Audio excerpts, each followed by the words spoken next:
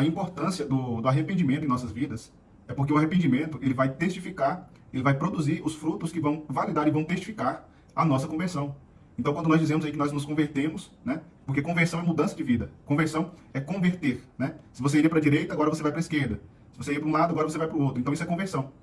Então, quando a palavra diz sobre arrependimento, né? Arrependei-vos, pois é chegado o reino dos céus. Esse arrependimento, ele não pode ser somente um arrependimento interno.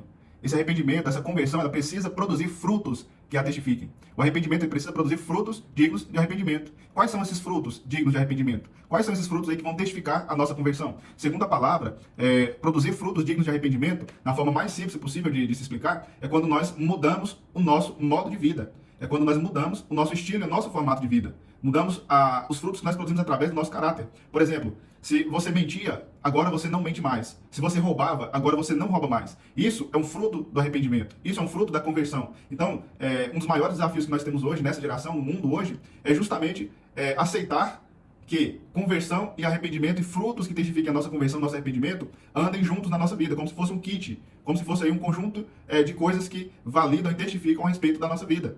Nós somos salvos, nós cremos em Jesus, nós somos salvos, e a partir disso, nós somos resgatados. Então, se nós fomos de fato salvos por Jesus, resgatados em Jesus, nós precisamos testificar isso através da nossa vida.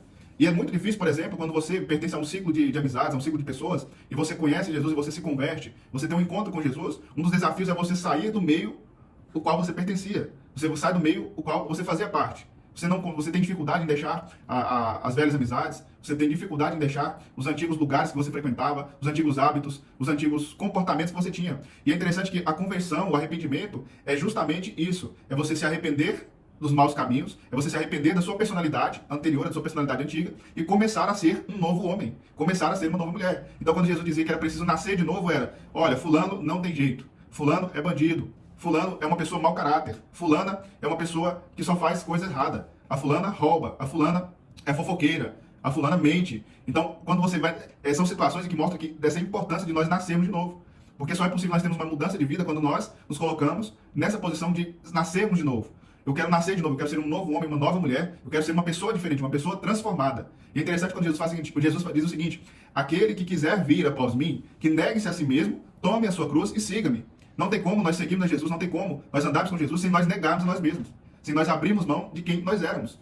Nós temos que tomar a nossa cruz, nos negar. O que eu preciso negar? O que eu deveria negar? Você deve negar tudo aquilo que é seu, tudo aquilo que você deseja, tudo aquilo que você ama e colocar isso aí nas mãos, colocar isso aí nos pés de Jesus e entregar. Para quê? Se for a vontade de Deus que você viva, se você estava no caminho que Deus tinha para você, se é isso, Deus vai te direcionar. Se não for, o nosso dever, a nossa renúncia, o nosso sacrifício, a nossa cruz, é deixarmos de viver a nossa velha vida para viver uma nova vida. Isso é conversão. É interessante que a palavra diz que testifica sobre uma conversão na prática do rei Josias. O rei Josias foi um rei que, aos 8 anos, assumiu um reinado e, passados os anos, ele mandou fazer um tipo de faxina em algum lugar. E essa faxina, eles encontraram o livro da lei, as escrituras. E quando eles encontraram isso, o rei Josias pediu para que fosse estudado, analisado esses textos, essa escritura. E aí foi entendido que o povo estava vivendo longe dos princípios, longe dos princípios e longe da direção de Deus. Qual foi a atitude do rei Josias? O rei Josias rasgou as suas vestes e deu ordem para que fossem destruídos do reino ali, do povo de Deus, fossem destruídos os ídolos, os deuses falsos, os deuses pagãos, fosse tudo isso destruído, fizesse uma limpa no reino.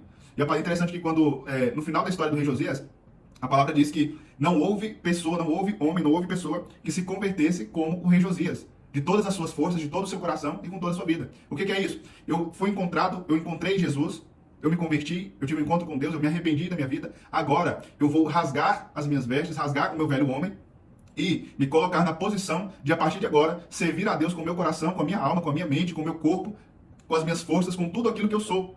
Porque a vida cristã se resume não mais em viver a sua própria vida. Deus ele não pagou um alto preço para que nós realizássemos os nossos desejos, as nossas vaidades, tudo aquilo que é nosso, da nossa natureza, das nossas vontades. Muito pelo contrário, ele pagou um preço para que a gente fosse resgatados, salvos e redimidos. Então nós temos que entender que não é possível sermos convertidos, né? Nos declararmos como convertidos a Jesus, ao Evangelho, sem que isso produza frutos, sem que eu não tenha uma mudança de vida, sem que a minha vida testifique a Deus, testifique a Jesus.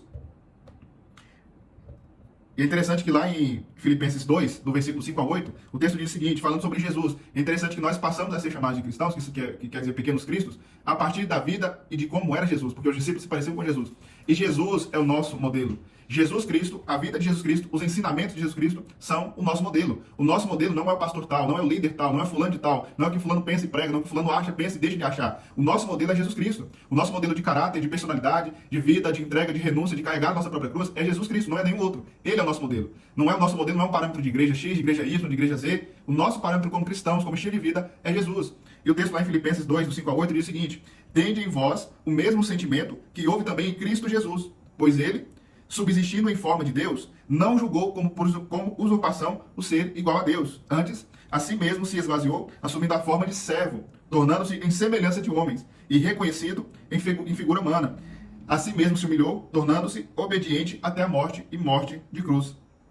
Então, o modelo que Jesus Cristo nos deixou era o modelo de que nós, ao nascermos de novo, nascemos para vivermos para a glória de Deus. Agora não importa mais, não é o que eu quero, não é o que eu desejo, não é o que eu penso, não é o que eu acho. O que importa agora, depois que eu encontro, depois que eu me converto a Jesus, converto a Deus com o Filho, é viver segundo a vontade de Deus. Já não importa mais o que eu sonhava, mas importa aquilo que Deus sonha para mim. Não importa mais aquilo que eu desejava. Os meus sonhos de menino, os meus sonhos do velho homem, não se importa mais. O que importa agora é que eu, como assim como modelo que foi Jesus, que o meu alimento seja viver e fazer a vontade de Deus. Então todas as minhas decisões, toda a minha vida, ela tem que ser pautada agora a partir da vontade de Deus e não mais na minha vontade. Então, falando sobre o arrependimento, o verdadeiro arrependimento que vai testificar e validar esse encontro que eu tive com Deus, essa transformação que eu tenho com Deus, ela vai produzir frutos.